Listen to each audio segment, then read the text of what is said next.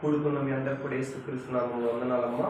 ఈ శుద్ధీకరణ ప్రార్థన కూడికకు వచ్చిన మీ అందరిని కూడా దేవుడు దీవించును గాక. రేపు మనకి బల్లారాధన, ఈ సంవత్సరంలో మొదటి బల్లారాధన. అందుకని మనము శుద్ధీకరణ కూడిక ఏర్పాటు చేసుకోవటం జరిగింది. శుద్ధీకరణ కూడిక కంపల్సరీగా అవసరం అండి. బల్లలో ఎవరైతే చెయ్యి వేస్తారో వారందరికీ శుద్ధీకరణ కూడిక అవసరం. అందుకని మీకు రమ్మని చెప్తున్నది. దూరంలో ఉన్న వాళ్ళంటే వాళ్ళు రాలేకపోతున్నారు, దగ్గరలో ఉన్న వాళ్ళు రావాలి. దేవుడు ఏమని చెప్తున్నాడంటే మనల్ని మనం శుద్ధీకరించుకోకుండా బల్లలో చెయ్యి వేయకూడదు. ఈ శుద్ధీకరణ కూడిక చాలా చాలా ప్రాముఖ్యమైనది. అన్ని కూడికల కంటే కూడా ఇది చాలా ప్రాముఖ్యమైనది. ఎందుకంటే దేవుడు కోరుకునేది ఏమిటి? నువ్వు ఎప్పటికప్పుడు శుద్ధీకరించబడాలి. దేవుడు వాక్యం చేత నువ్వు సరి చేసుకోవాలి. దేవుడు వాక్యం చేత తప్పులేంటో ఒప్పులేంటో మొత్తం తెలుసుకొని వాటిని ప్రభు దగ్గర క్షమించమని అడిగి ప్రభు దగ్గర మనము దేవునికి ఇష్టంగా బ్రతకాలి. చూడండి, దేవుడు ఈరోజు సెలవిస్తున్న వాక్యము కీర్తన గ్రంథం 32వ అధ్యాయం 1వ వచనం. తన అతిక్రమములకు పరిహారం నొందినవాడు, తన పాపములకు ప్రాయశ్చిత్తం నొందినవాడు ధన్యుడు. యెహోవా చేత నిర్దోషని ఎంచబడిన వాడు, ఆత్మలో కప్తం లేనివాడు ధన్యుడు. పరిశుద్ధుడా, ప్రేమ కలిగిన తండ్రి, నీ ఉపదేశాన్ని అడ్డగించాలనుకుంటున్న ప్రతి చీకటి శక్తిని, దురాత్మ శక్తులను యేసు నామంలో బంధిస్తున్నాను. నా నుంచి మా అందరితో మాట్లాడు, ఒక్కొక్కరిని సరిచేయి తండ్రి. యేసు నామంలో అడుగుతున్న తండ్రి, ఆమేన్. చక్కగా వినండి వాక్యము. దేవుడు సెలవిస్తున్న వాక్యం ఏమిటంటే, పాపము చేయని నరుడు లేడు. ప్రతి ఒక్కరు ఏదో ఒక పాపం చేస్తూనే ఉన్నారు, ప్రతిరోజు చేస్తున్నాం. దేవుడు ఏమని చెప్తున్నాడంటే, ఆ పాపాన్ని మీరు దేవుని దగ్గర ఒప్పుకొని క్షమించమని అడగాలి. అందుకనే దేవుడు వాక్యం కూడా అదే చెప్తున్నది. తన అతిక్రమములకు పరిహారం నొందాలంట. మనం చేసిన తప్పులకి శిక్ష అనుభవించాలి. మరి అనుభవిస్తారా? మీరు చేసిన తప్పులకి, నేను చేసిన తప్పులకి శిక్ష అనుభవిస్తారా? చెప్పండి, అనుభవిస్తారా? అనుభవించలేము. కానీ దేవుడు మనల్ని అంతగా ప్రేమించి ఆ శిక్ష భారం ఆయన మీద వేసుకున్నాడు.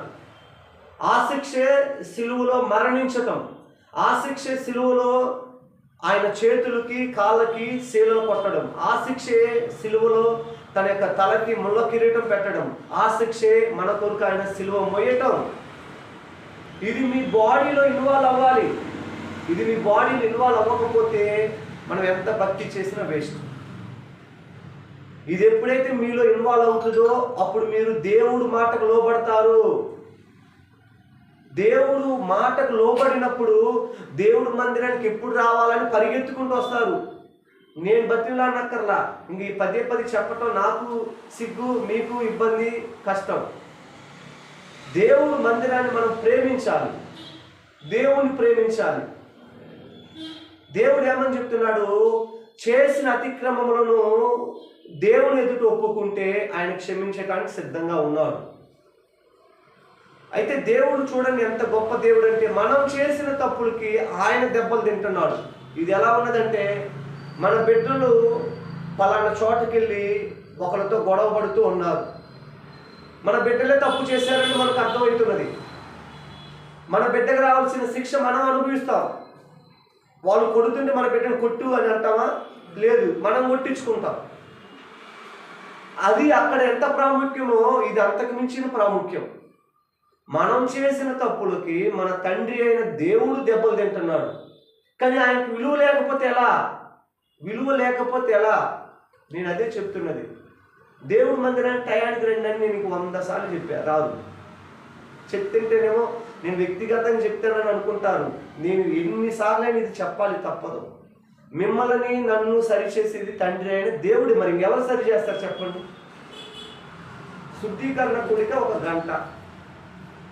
దేవుడు మందిరంలో రెస్ట్ తీసుకోవచ్చు, దేవుడు మందిరంలో మాటలు వినొచ్చు. రెస్ట్ అంటే దేవుడు మందిరంలో కూర్చోవటమే రెస్ట్. ఎందుకంటే దేవుని సేవకులు గద్దించాలి, బుద్ధి చెప్పాలి, సరిచేయాలి. ఇక్కడ చేయకపోతే చేయలేం కదా ఇంకెక్కడ. అందుకని ఎన్నోసార్లు చెప్పా పెద్దమ్మ మీకు, టయానికి రమ్మా, టయానికి రండి, టయానికి రండి అని. నేను మీకు వ్యక్తిగతంగా చుట్టాలని కాదు, నేను మీకు వ్యక్తిగతంగా ఫ్రెండ్ని కాదు, దేవుని సేవకుడిని. దేవుడి సేవకుడు చెప్తున్నాడు, ఆయన మాట వింటే ఆశీర్వాదం అని నమ్మండి. మీకు ఆశీర్వాదం ఎలా వస్తుందో తెలుసా? సేవకుడు మాట వింటేనే వస్తుంది.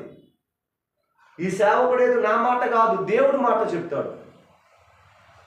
అందుకనే దేవుడు మీతో చెప్తున్న మొట్టమొదటి మాట ఏమిటంటే, ఈ శుద్ధీకరణ కూడికలో మనం శుద్ధీకరించబడినప్పుడు మాత్రమే బలలో చేయి వేయాలి. ఈ క్రమశిక్షణ అనేది లేకపోతే మనం బలలో చేయి వేయలేము. క్రమశిక్షణ లేకుండా ఏదో రొట్టె తీసుకొని ద్రాక్ష రసం తీసుకుంటే ఎవ్వరికీ ఉపయోగం లేదు. అందుకని దేవుడు నీతో నాతో చెప్తున్న మాట ఏమిటంటే, ప్రతి వ్యక్తి కూడా దేవుని సన్నిధిలో పాపము లేని వ్యక్తిగా దేవుడికి కనిపించాలి. అది ఎలా సాధ్యము? దేవుడి మీద ఆ పాపాలు వేస్తే సాధ్యం. దేవుడి మీద ఆ పాపాలు వేయాలి, ఆయన మనకి న్యాయం చేస్తారు. దేవుడు న్యాయం చేయలేకపోతే ఈ లోకంలో ఎవరు న్యాయం చేయలేరు. దేవుడు మాట అదే సెలవిస్తున్నది. మనకి ఈరోజు ఎందుకు మనం అనుకున్న ప్రార్థనలకి జయం రావట్లేదంటే చూడండి, యెషయా గ్రంథం 59వ అధ్యాయము. అసలు మనం ప్రార్థన చేస్తే ఒక్కసారి ప్రార్థన చేస్తే విజయం రావాలి. ఎందుకు రావట్లేదంటే చూడండి, యెషయా గ్రంథం 59వ అధ్యాయం 1వ వచనం. రక్షింప నేరకు ఉన్నట్లు యెహోవా హస్తం కురుచు కాలేదు, విననేరకు ఉన్నట్లు ఆయన చెవులు మందం కాలేదు. మీ దోషములు మీకును దేవునికి అడ్డంగా వచ్చాను, మీ పాపములు ఆయన ముఖమును మీకు మరుగుపరిచిన కనుక ఆయన ఆలకింపుకున్నారు. ఎందుకు? మనము ఒక్కసారి ప్రార్థన చేస్తే దేవుడు ఆలకిస్తాడండి, తెలుసా? కానీ ఎందుకు మనం పదే ప్రార్థన చేస్తున్నామంటే ఆలకించట్లేదనేగా. ఎందుకు ఆలకించట్లేదంటే మనకి ఆయనకి పాపం అనే బండ అలాగ ఉన్నది. ఆ బండలో నుంచి మనం చేసే ప్రార్థన వెళ్ళదు. ఆ బండను పగలగొట్టుకోవాలి. ఆ బండను పగలగొట్టినప్పుడు మాత్రమే దేవుడికి మన ప్రార్థన వినపడుతుంది. ఆ బండను పగలగొట్టుకోకుండా మనం ఎన్ని ఉపవాసాలు ఉన్నా, ఎన్ని బల్లలో చేయి వేసినా, ఎన్ని బల్లారాధనలో పాల్గొన్నా వ్యర్థం. మన సంఘమే చిన్నది. చిన్న సంఘములో చాలా బాగా నేర్చుకోవచ్చు. ఇక్కడ కూడా నేర్చుకోకపోతే మీరు ఇంకెక్కడ నేర్చుకోలేరు. ఎందుకంటే ఒక వ్యక్తిని దేవుడు వాడుకుంటా ఉంటాడు. 10 మంది ఉన్నప్పుడు చెప్పేది ఈజీగా అర్థమైంది. ఆ 10 మందికి కూడా ఇదిగో నాకే చెప్తున్నారని అర్థమవుతుంది. ఇక్కడే మీరు నేర్చుకోలేకపోతే ఇంకా నేర్చుకోవటం అనేది కష్టం అండి. దేవుడు అదే చెప్తున్నాడు, మన దోషాలే ఆయనకి మనకు అడ్డొస్తున్నాయి. ఇదిగో ప్రభువా నాకు పలానది కావాలి అన్నప్పుడు దేవుడు చేయటానికి సిద్ధంగా ఉన్నాడు. కానీ ఎందుకు చేయలేకపోతున్నాడంటే మన దోషాలు అలాగా ఉండిపోయాయి. 2 అవకాశాలండి మన ప్రార్థనకి జయం రావట్లేదంటే. ఒకటి దేవుడి చిత్తం కాకనైనా ఉండాలి, ఒకటి మన పాపమై ఉండాలి. దేవుడి చిత్తం కాదనుకో ఆన్సర్ రాదు, ఎన్నిసార్లు ప్రార్థన చేయి. దేవుని చిత్తం కాదనుకో దేవుడు వేరే ఒక రకంగా నీకు మేలు చేయగలడు. ఇప్పుడు ఇదిగో నేను ఆకాశంలో ఎగరాలంటే దేవుని చిత్తంగా జరుగుద్దా? చెప్పండి. నేను ఆకాశంలో ఎగరాలని ఆశపడతా, అది దేవుని చిత్తంగా జరుగుద్దా? జరగదు. దేవుని చిత్తం ఏంది? ఇదిగో ఇక్కడ నువ్వు నిలబడి సమంగా ఉండి దేవుడి మాటలు చెప్పు అనేది ఆయన చిత్తం. అందుకని నా ద్వారా పలుకుతున్నాడు. అలాగనే దేవుడు మన మనవులు ఆలకించాలంటే మొట్టమొదటిగా మనం ఏం చేసుకోవాలంటే, ప్రియమైన దేవుని బిడ్డలారా, మనలను మనం సరి చేసుకోవాలి, శుద్ధీకరించబడాలి. ఎమర్జెన్సీ కేసెస్లో ఎప్పుడన్నా ఒక రోజు దానికి దేవుడు చూస్తాడు, యాక్సెప్ట్ చేస్తాడు. మనం చర్చికి వచ్చిన రోజులన్నీ లేట్గా అవుతుంది, ఎవరు చూస్తారు? దేవుడు అసలు దాన్ని ఒప్పుకోడు, దేవుడు యాక్సెప్ట్ చేయడు. దేవుడు కోరుకునే భక్తి ఏమిటంటే సంఘంలో ఒక్కళ్ళున్నా ఇద్దరున్నా పర్ఫెక్ట్గా ఉంటారు. పర్ఫెక్ట్. మన బిడ్డలు పర్ఫెక్ట్గా లేకపోతే మనకు బాధ కాదా? ఇంకా అది ఎవరికి చెప్పలేని బాధ. మన బిడ్డలు పర్ఫెక్ట్ కాకపోతే పక్కనోడికి చెప్తే ఏం చేయగలరు? మనమే సరి చేసుకోవాలి మన బిడ్డల్ని. దేవుడు కూడా అదే చేస్తున్నాడు. అందుకనే దేవుడు ఈరోజు చెప్పాలన్న మాట ఏమిటంటే, ప్రతిరోజు కూడా దేవుడికి మనం ఇష్టంగా బ్రతకాలి. ఒక ఆదివారమే కాదు, ఒక కూడికప్పుడే కాదు, ప్రతిరోజు క్రమశిక్షణతో కూడిన భక్తి చేసినప్పుడు మాత్రమే మనల్ని ఆశీర్వాదకరముగా తయారు చేస్తాడు, ఆశీర్వాదకరంగా మనల్ని ఉంచుతాడు, ఆశీర్వాదకరంగా మనల్ని ప్రేమిస్తాడు. మనం ఎక్కడ అడుగు పెట్టినా ఆయన సన్నిధి ఉంటుంది. మనం ఎక్కడ అడుగు పెట్టినా ఆయన ఏదైనా మనకు చేయగలడు. అందుకని దేవుడు ఏమని చెప్తున్నాడు, తన అతిక్రమములను ఒప్పుకోవాలి, విడిచిపెట్టాలి, వారు ధన్యులు. ఆత్మలో కపటం లేని వారు, యెహోవా చేత నిర్దోషాన్ని అనబడిన వారు ధన్యులు. మరి మన ఆత్మలో కపటం లేకుండా ఉండాలంటే ఏమి చేయాలి? ఎప్పటికప్పుడు మనం వాక్యంతో సరి చేసుకోవాలి. ఏం చేయాలి? వాక్యంతో సరి చేసుకోవాలి. వాక్యంతో సరి చేసుకున్నప్పుడు ఏమవుతుందంట, ఆత్మలో మనకి కపటం అనేది ఉండదు. అదే కదా చెప్తున్న దేవుడు మాట. చూడండి 32వ కీర్తన, యెహోవా చేత నిర్దోషని ఎంచబడిన వాడు, ఆత్మలో కపటం లేని వాడు ధన్యుడు. మరి ఆత్మలో కపటం ఎట్లా చెప్పండి? ఆత్మలో కపటం లేదంటే అర్థం చెప్పండి. ఎవరన్నా చెప్పాలన్నా ఏసన్నా చెప్పు. ఆత్మలో కపటం లేదంటే ఏంటి అర్థం?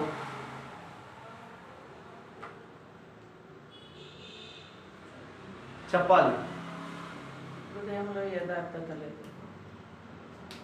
ఆత్మలో కపటం లేకపోవటం అంటే ఏమిటంటే, దేవుడు మాటకి భయపడాలి, దేవుడి మాటకి లోబడాలి, దేవుడి మాట ఉన్నట్టుగా నమ్మాలి.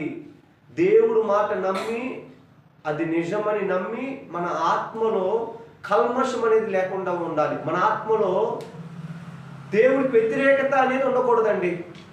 మన ఆత్మలో ఏముండాలి? దేవుడికి అనుకూలత ఉండాలి. ఇదిగో దేవుడు మందిరానికి సమానంగా సమయానికి రావాలి, అది ఆత్మలో కపటం లేనిది.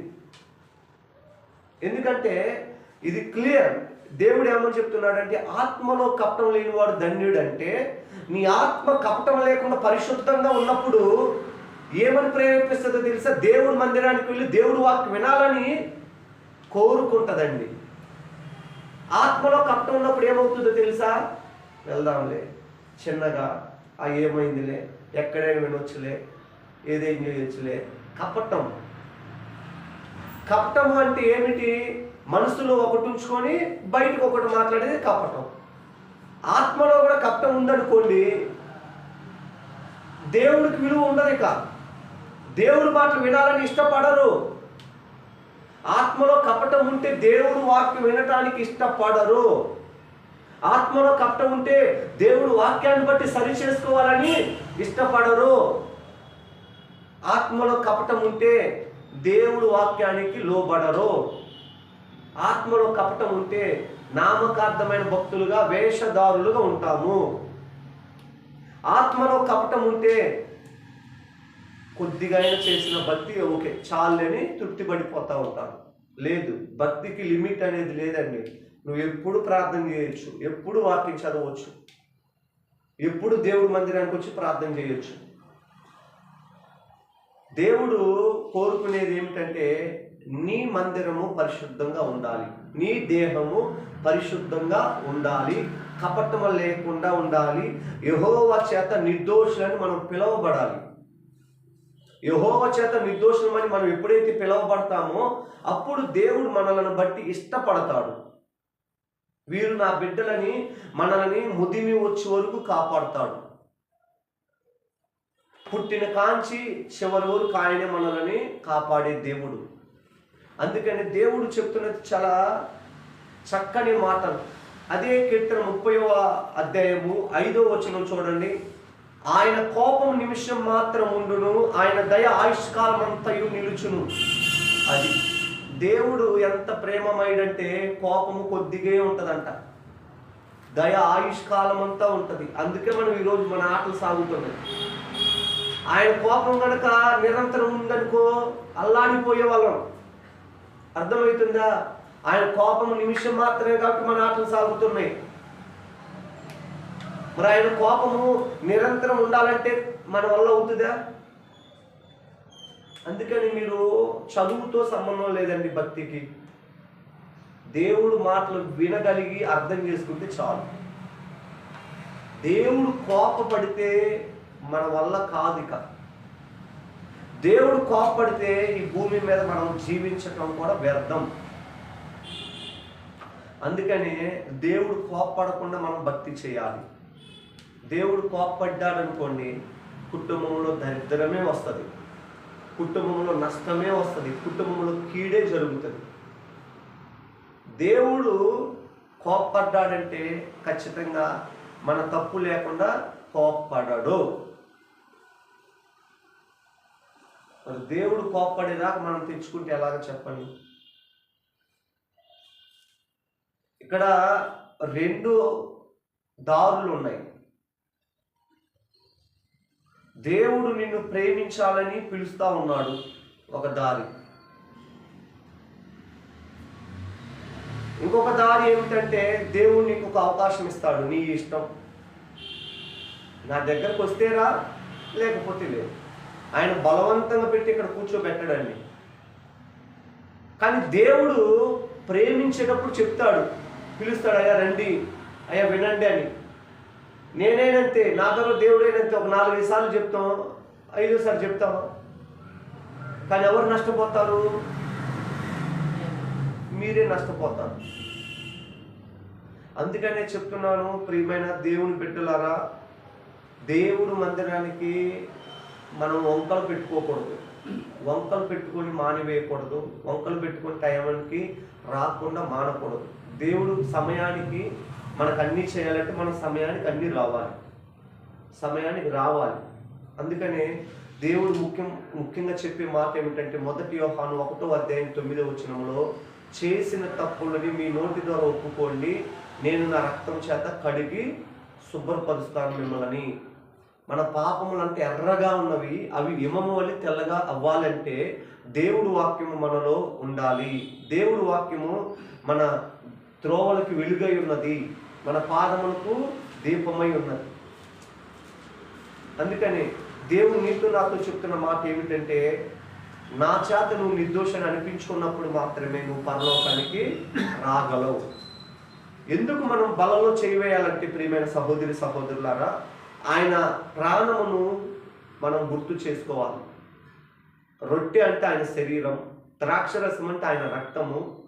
నెలకు ఒకసారే కాదు గుర్తు చేసుకోవాల్సింది, ప్రతిరోజు గుర్తు చేసుకోవాలి. అయితే అది చేయాలంటే ముందుగా మనము ఏం చేయాలంట? కడగబడాలి యేసు రక్తము చేత.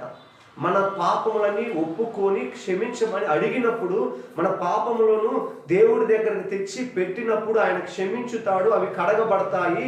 అప్పుడు మనం బలలో చేయి వేయచ్చు.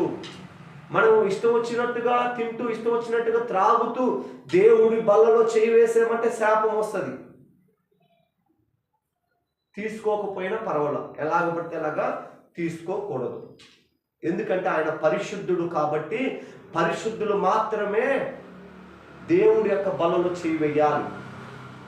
దేవుడిచ్చే గొప్ప అవకాశం ఏంటంటే, నువ్వు చేసిన తప్పులను ఒప్పుకో. ఇదిగో ఇలాంటి శుద్ధీకరణ కూడికి వచ్చి నిన్ను నువ్వు సరి చేసుకో. తెలిసి తెలియక లోకంలో ఉన్నాం కాబట్టి ఏదో చిన్న చిన్న పొరపాట్లు చేస్తూ ఉంటాం. అవన్నీ నువ్వు ఇక్కడికి వచ్చి ఒప్పుకొని రేపు బలలో చేయి. అందుకని శుద్ధీకరణ కూడిక. కొన్ని చర్చెస్లో బుధవారం ప్రేయర్ ఉంటుంది సాయంత్రం, శనివారం ప్రేయర్ ఉంటుంది సాయంత్రం. ఎందుకంటే ఆదివారం ప్రేయర్కి రావాలి కాబట్టి, ఆదివారం ప్రేయర్కి వచ్చిన తర్వాత 2 రోజులు లోకంలో ఉంటారు, ఎన్నో తప్పులు చేస్తూ ఉంటారు. బుధవారం సరి చేసుకుంటారు, మళ్ళీ 2 రోజులు లోకంలో ఉంటారు, శనివారం సరి చేసుకొని పరిశుద్ధంగా చర్చికి రావాలని. ఎందుకంటే లోకం అంతా పాపంతో నిండి ఉన్నది కాబట్టి బుధవారం శనివారము సరి చేసుకోవడానికి కూడికలు పెడతారు. యాక్చువల్గా మనకు కూడా ఉంది శనివారం, ప్రతి శనివారం. కానీ ఇంకా రాలేరు దూరం నుంచి అని బుధవారమే పెడుతున్నాం. అయితే ఈ యొక్క బల్లారాధన కాబట్టి శనివారం పెట్టుకున్నాం. అందుకని దేవుడు మీతో చెప్తున్న మాట ఏమిటంటే, బల్లలో చేయి వేయాలంటే ఖచ్చితంగా మనం పరిశుద్ధపరచబడాలి. ఎందుకంటే ఆయన పరిశుద్ధుడు, ఆయనకు ఒక పేరు ఉన్నది దహించు అగ్ని. మనం ఆ దహించు అగ్ని పరిశుద్ధంగా లేకుండా తిన్నామనుకో కాలిపోతాం, మనం ఆరోగ్యం కోల్పోతారు, నష్టాలు వస్తాయి, కీడులు వస్తాయి. అందుకని బల్లలో చేయి వేయాలంటే చాలా పర్ఫెక్ట్గా ఉండాలి. బలలో చేయి వేయాలంటే ఆషామాషగా ఉండకూడదు. అందుకనే దేవుడు ఈరోజు నీతో ఒక మాట చెప్తున్నాడు, తీర్మానం చేసుకో. నువ్వు తినే దాంట్లో, త్రాగే దాంట్లో దేవుడికి ఇష్టం లేకుండా ఏదైనా చేస్తున్నావు అంటే విడిచిపెట్టే నువ్వు వెళ్ళు, లేకపోతే కష్టం. మళ్ళీ అదే నోటితో బూతులు మాట్లాడుతూ, అదే నోటితో అబద్ధాలు చెబుతూ, అదే నోటితో కొండాలు చెబుతూ, అదే నోటితో ఏదేదో పుకారుల్లో మనం పాల్గొంటున్నప్పుడు బలలో చేయవేయకూడదు. మన నోరు పరిశుద్ధంగా ఉండాలి, మన హృదయం పరిశుద్ధంగా ఉండాలి. ఎందుకంటే ఆషామాష కాదండి బలలో చేయి వేయటం అంటే, అంత ఆషామాషం కాదు. బలలో చేయి వేయటం అంటే చాలా చాలా కష్టమైన పని, ఎంతో ప్రార్థన ఉండాలి. ఎక్కడ చేస్తాడు ప్రార్థన? బాప్తిస్మం అయితే తీసుకున్నాము, ప్రార్థన ఏది? ఏదో ఇంట్లో ఒక 5 నిమిషాలు 10 నిమిషాలు చేసుకుంటే సరిపోతుందా? చిన్న పిల్లగాడికి సిరప్ పోస్తారు, వాడు బతుకుతాడు. అదే పిల్లగాడు 15 సంవత్సరాలు వచ్చిన తర్వాత కూడా సిరప్ పోతే బతుకుతాడా? చెప్పండి. మనం కూడా అంతే.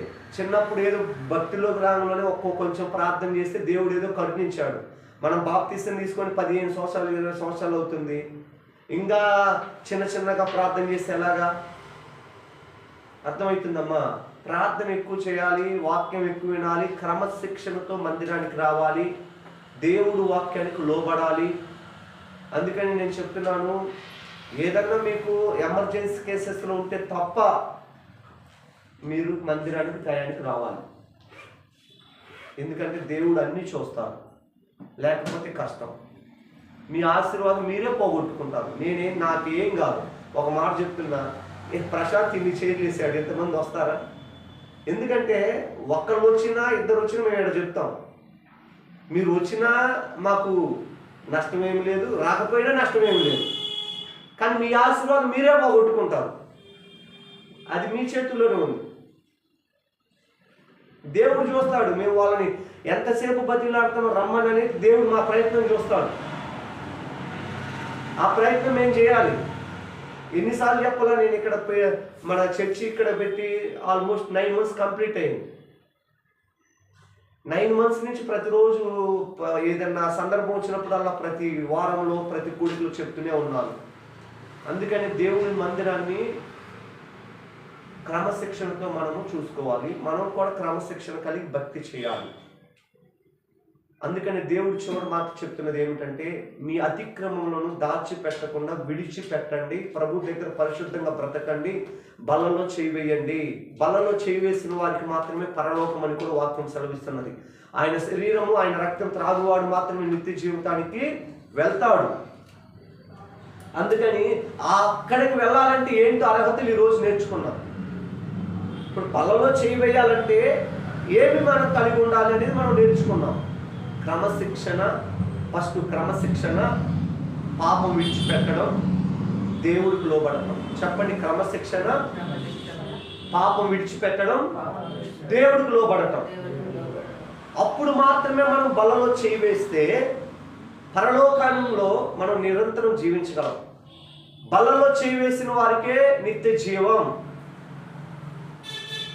బలలో చేయి వేయటం అంటే ఏదో గోధుమ రొట్టె తినటం కాదు, ద్రాక్షరసం తాగటం కాదు. ఆయన ప్రాణాన్ని మనం గుర్తు చేసుకోవాలి. ఆయన నీ కొరకు నా కొరకు సిలువలో మరణించాడు అనేది గుర్తు చేసుకోవాలి.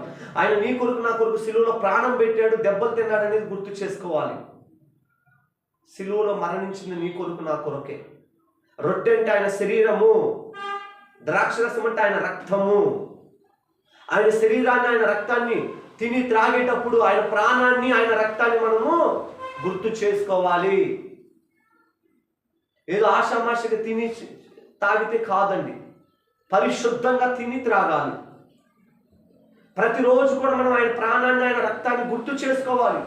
మీకు ఒక మాట చెప్తాను, మీకు శాంతి సమాధానం సంతోషం రావాలంటే ఏం చేయాలో తెలుసా? ఆయన సిలువను మీరు గుర్తు చేసుకోవాలి. మీ కుటుంబంలో శాంతి సమాధానం లేదా? మీ హృదయంలో శాంతి సమాధానం లేదా? యేసుక్రీస్తు సిలువను గుర్తు చేసుకోండి. పదే పదే ఆయన తగిలిన దెబ్బలు కావచ్చు, ఆయన చిందించిన రక్తం కావచ్చు, ఆ యొక్క దేహాన్ని గుర్తు చేసుకోండి. దున్నబడిన ఆయన దేహాన్ని గుర్తు చేసుకోండి. అపవాది మీ నుంచి పారిపోతుంది. అర్థమైందా? సిలువలో ఉన్న క్రీస్తును గుర్తు చేసుకోండి. మీరు అపవాది మీ నుంచి పారిపోతుంది. ఏం చేయాలి చెప్పండి? అది సిలువలో ఉన్న క్రీస్తును గుర్తు చేసుకున్నప్పుడే మనకి జయం. అపవాదిని దేవుడు అక్కడే జయించాడు. సిలువలో ఉన్న క్రీస్తుని గుర్తు చేసుకుంటేనే మనకు జయం, లేకపోతే కష్టం. సిలువలో ఉన్న క్రీస్తుని గుర్తు చేసుకోవాలంటే మనలో కూడా మంచి భక్తి ఉండాలి. ఎందుకు ఆషామాషిగా కాదండి. సిలువలో ఉన్న క్రీస్తుని గుర్తు చేసుకుంటే మనకు ఆశీర్వాదం, మన కుటుంబానికి ఆశీర్వాదం, మనకు సంతోషం, సమాధానం. సిలువలో ఉన్న క్రీస్తుని గుర్తు చేసుకుంటే ఆయన మనల్ని ఆశీర్వదిస్తారు. సిలువలో ఉన్న క్రీస్తుని గుర్తు చేసుకుంటేనే మనం అనేకులకి దీవెనకరంగా ఉంటాం. సిలువలో ఉన్న క్రీస్తుని గుర్తు చేసుకుంటేనే మనల్ని దేవుడు ఖచ్చితంగా వీరు నా బిడ్డలని గుర్తుపడతాడు. ఎందుకంటే సిలువ అంటే శ్రమలకు గుర్తు కాబట్టి. శ్రమలలో కూడా క్రీస్తుని మర్చిపోకూడదని అర్థం. సిలువ అంటే మామూలు సిలువ గుర్తు చేసుకోవడం కాదు, శ్రమలలో కూడా క్రీస్తుని గుర్తు చేసుకోవాలి. అదేవిధంగా నీ కొరకు నా కొరకు ఆయన ప్రాణం అర్పించాడు. ఆయన దేహము ఎంతగా దెబ్బతిన్నదో, ఎన్ని గాయాలైనయో మనం గుర్తు చేసుకోవాలి. రోజు మన బిడ్డకి ఒక కాలికేలు తగిలితే రోజు చూస్తాం తగ్గిందా అని. అలాగనే మనం దేవుణ్ణి గుర్తు చేసుకోవాలి. ప్రతిరోజు ఆయన దేహాన్ని గుర్తు చేసుకోండి, మీకు ఆశీర్వాదం. నీతిమంతుని గుర్తు చేసుకోట ఆశీర్వాదం. క్రీస్తు నా కొరకు సిలువలో అరిచేతులకు శీలలు కొట్టించారు, గుర్తు చేసుకోండి. కాళ్ళకు శీలలు కొట్టారు, గుర్తు చేసుకోండి. తలకు ముళ్ళ కిరీటం పెట్టారు, గుర్తు చేసుకోండి. కొరడా దెబ్బలు కొట్టారు, గుర్తు చేసుకోండి. ఆయనను ఆ యొక్క సిలువ మోపించారు రోడ్లమ్మటి, గుర్తు చేసుకోండి. క్రీస్తుని గుర్తు చేసుకోండి. రోజు క్రీస్తుని గుర్తు చేసుకుంటే మీకు ఆశీర్వాదం. ఓకేనా? దేవుడు చెప్పిన ఈ మాటలన్నిటిని కూడా జ్ఞాపకం చేసుకోండి. ఈ మాటలన్నిటిని కూడా దేవుడు దీవించును గాక. ఆమేన్. ప్రార్థన చేసుకుందాం.